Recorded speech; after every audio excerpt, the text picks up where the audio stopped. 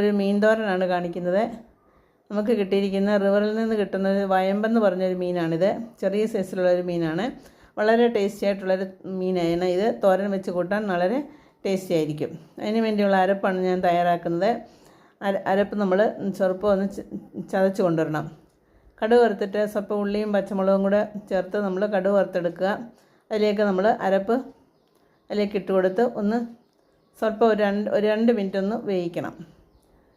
സ്വല്പം ഉപ്പും പിന്നെ നമുക്ക് അതിനാവശ്യത്തിനുള്ള പുളിയും കൂടെ ഇട്ട് കൊടുക്കുക. ഇതിനകത്ത് നമുക്ക് സ്വല്പം കുരുമുളകും കൂടി ചേർത്ത് കൊടുക്കണം.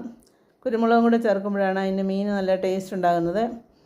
എന്നിട്ട് നമുക്ക് പുളിയും കൂടി ഇട്ട് കൊടുക്കുക. എന്നിട്ട് നമുക്ക് അതിന് സ്വല്പം കൂടെ വെള്ളം ഒഴിച്ചിട്ട് വെള്ളം തിളച്ച് കഴിയുമ്പോഴത്തേക്ക് നമുക്ക് മീനിട്ട് കൊടുക്കാം.